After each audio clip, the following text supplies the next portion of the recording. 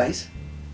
I've noticed over the years that having always been inspired by writing, I like writing very much, writing for magazines and all sorts of things over the years, many newsletters and magazines and so forth, that Facebook itself, this virtual world Facebook, has opened up and inspired me even more to resonate, to create more words, to be even ever more inspired by that form of creativity, and I've noticed it's happening with everyone. So I'd like to today recite some of the poetry and the words that have come to me, and I might add, these things I'm about to speak of today have only recently come into my consciousness. They're very new writings. They're not the things I have archived from the 90s or 80s or older. There's something excitingly new, but I want to share them with you. This one I'll simply call You'll Never Be Younger. You'll never be younger than you are today. And you'll never be more full of life. And you may never be healthier in the precious speed of time. These are the memories you will have one day to harvest. Are you embracing it all? Are you doing the very best?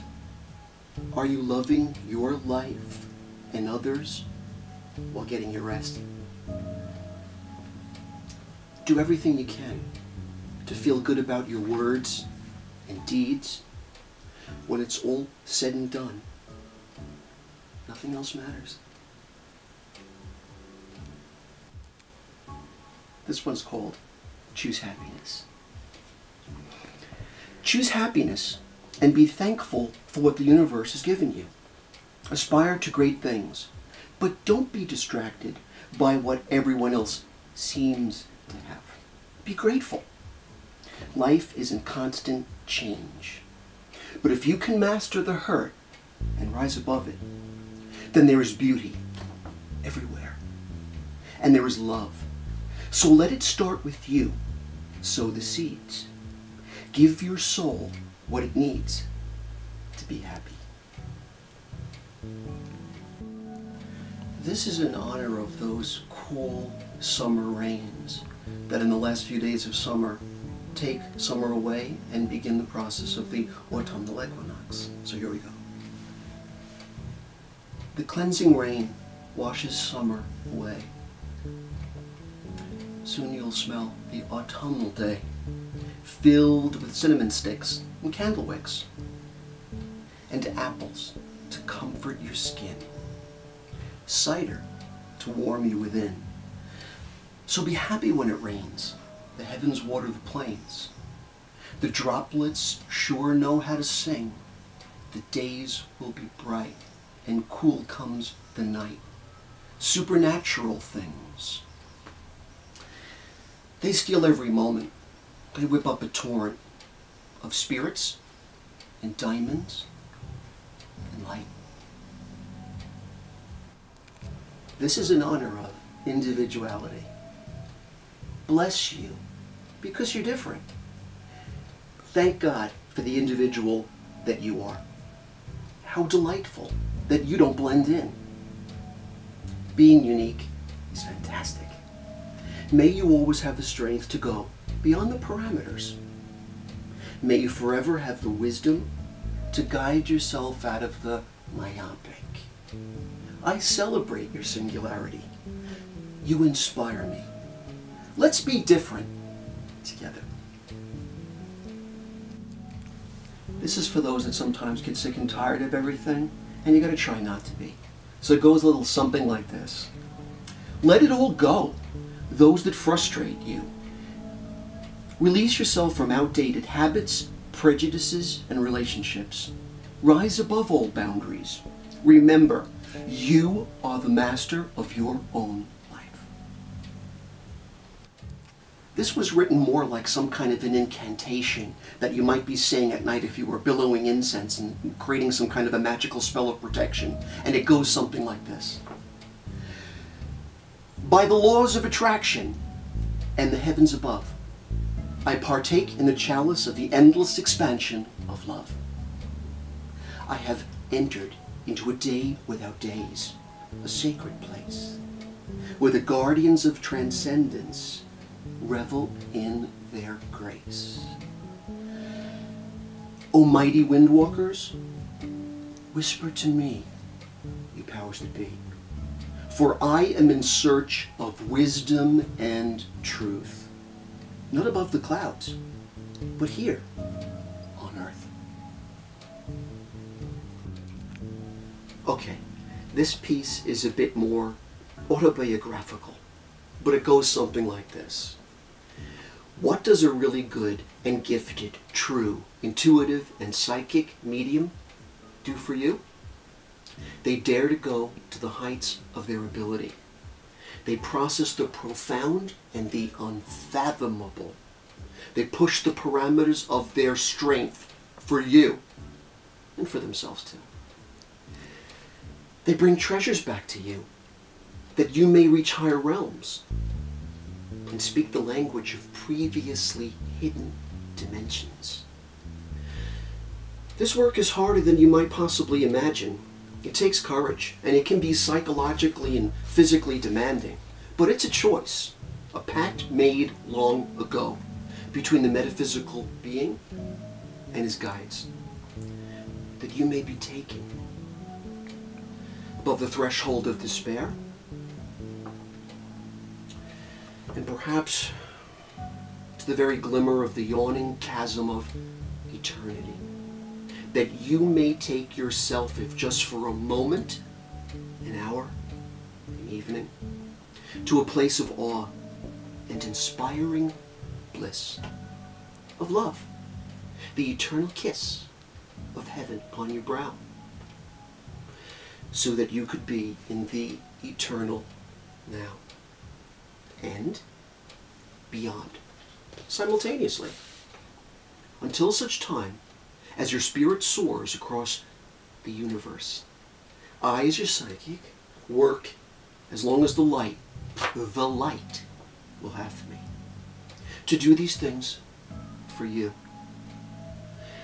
and to illuminate your path, that you may blaze your own spectacular way to the stars. That is what the heart of a true intuitive does for you. Every single day and night, with every fiber of my being. Thank you so much for being a part of my channeled reads. And now, to add that little extra something, let's do a cosmic read, a grand trine read, for the last gasp of summer and the baby's breath of autumn. Voila! Okay, so this is a very important read. The summer of the Golden Rabbit, 2011, will leave us in just a couple of days forever. How's that for dramatic? And then the autumn of 2011 enters the energy field. So, let's take a look at the universe's point of view today. The first vibrational field that comes through in the Grand Trine says this. Okay, interesting. It speaks about Beltane, May Day, and when the lily of the valleys bloom. You know why these vibrational fields are coming up? Because autumn's approaching, and All Hallows Eve is coming nearer and nearer to us. And as it does, the veil between the worlds is becoming gossamer thin. And the opposite energy field of All Hallows Eve and the autumnal equinox is the spring when the Maybells bloom. The very physical essences of the spirits. But this is just a harbinger of what's to come, or what has been 6 months ago, or 6 months to come. Because what's approaching now, the vibrational fields want to tell us, is a separate kind of magic. Not the Beltane magic, but maybe something even more potent, when spirits walk abroad. I know it's going to sound eccentric, but what the heck?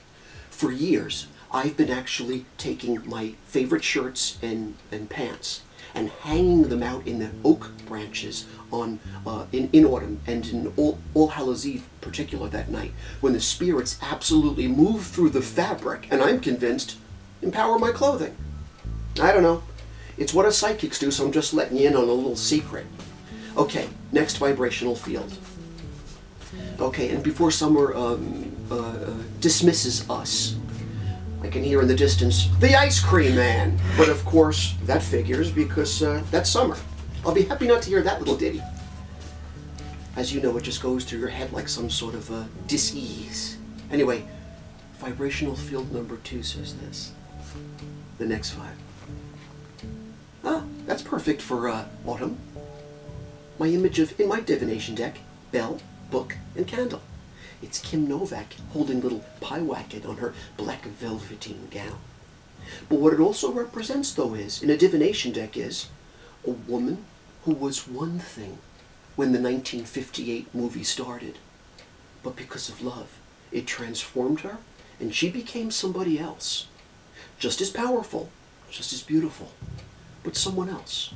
So this is a vibe that suggests to you, you also, this year, have the power, between now, the year of Golden Rabbit, and the year of Dragon next year, to become anything that your heart desires. You are a manifestor. And do it for the good reasons. For love. Okay. And the third vibrational field of the Grand Trine, for the last gasp of summer, oh my God, says this. Oh, it's been such a simple summer, really. Earth changes, earthquakes, there it goes, popped right out. Tornadic action, 13 earthquakes a day, hurricanes, you know, the normal stuff. Anyway, the vibrational field says, for the Grand Trine, the capstone of the pyramid, says this. It's a pretty powerful picture because it's kind of on the more hot side. But I guess if you're going to have a pretty gal, you might as well have a handsome dude. But the vibe suggests Prince of Coins. And his tattoo is actually the image of Saturn. I made an image where he's rather saintly, though, too. This is a man who's inspired to create gain, but not purely for the sake of making money. It's just that he's following his bliss, sort of like what she's doing. He's following his bliss, he's actually working really hard towards his goals, and sometimes when you follow your bliss and do the things that bring you joy, and you should be doing that immediately, post-haste, you might find that indeed you become full of, let's use a 50s term, vim and vigor. You become full of empowerment, you become empowered, become potent, and you even perhaps, if you're lucky, have some money to show for it too. This is a pretty good promise for all of us. So if the media occasionally would like to tell us, big earth changes, we're all going to hell in a handbasket, this vibration suggests maybe not. For guys and gals, maybe we're all going to be okay. Guys, gals, animals, and nature. So I'm delighted, because if I get to reportage that things look good in the summer, cusp autumn of 2011 for you guys, then I know it looked good for me too. And it looks good for those that we love. So truly, it looks like it's going to be okay. And I, as your psychic, I'm not here to candy coat it. When the vibrational fields do say something that are ill-dignified or problematic or challenging, you know I'm the first one to say this doesn't look that great. But these vibrations do look great. So let's enjoy our fabulous autumn. And I will be reading for you very shortly in the autumn of 2011.